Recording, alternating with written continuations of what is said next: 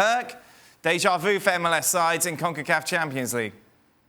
Indeed, it was almost like the perfect storm went against this LAFC team. I mean, week before, days before this competition, and they trade away their star center back in Zimmerman to Nashville, so he's out of the equation. Now you start a new goalkeeper who's never played with this back line, and this back line's never played with each other. Eduardo Tuesta, your starting defensive midfielder, is out of the game due to a knock. Your starting number 9, Diomande, isn't playing. The guy you signed to replace him, Bradley Wright-Phillips, he's on the shelf for 6 weeks due to hernia surgery, so you go out in one of the most complicated places to play in all of Mexico, which is León, the best team in what was last year's 2 regular seasons. You combine the points total, they're the most consistent team. They're one of the first place teams this year in Liga MX. It was a perfect storm for them. They honestly got out of there with 2-0, and I thought that was being very, very optimistic on their very fortunate scoreline. It could have been a 5-1 type of game. Carlos Vela,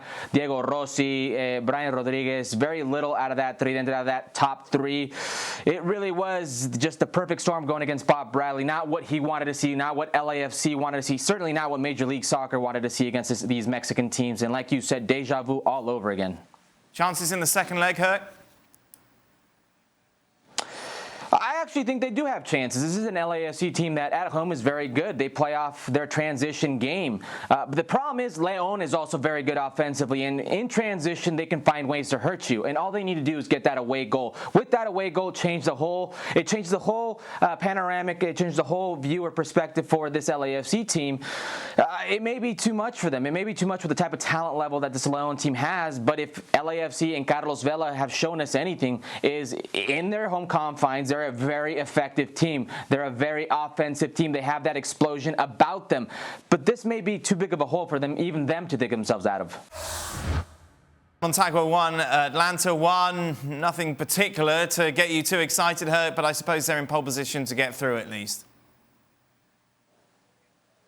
Yeah, I don't think they'll have any problem to get through with Motagua. The most important thing here is Josef Martinez has gotten off to the right foot in his scoring ways. He's going to be vital to Atlanta United, not only in MLS play, but in CONCACAF Champions League play. No more Julian Gressel. He's going to need to find a new assist man in his corner. But if there's one thing you want going for you is to get your best player in groove. And this is what Josef Martinez does the best. He scores goals. And last night was no exclusion to that.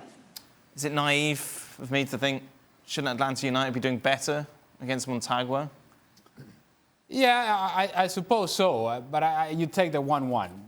Don't forget, this is very early stages for MLS teams who barely have been working together for 3 weeks or so. And now you're expected to play games that matter and in a tournament that matters. And a tournament that MLS as a league wants these teams to do very well in, because apparently it's validation for MLS if, indeed, at some point, one of the teams breaks through and wins this whole competition. As for Atlanta United, yes, you're encouraged by the fact that Josef Martinez is scoring goals, but that's not new. He's going to score goals. What I see the problem with Atlanta United right now is, okay, he's going to score goals, but where is the structure of the team? And you've made decisions as to players that are no longer part of your squad. Now you have to be able to create a platform from which Josef Martinez will get enough service in order to score the goals that he needs to score.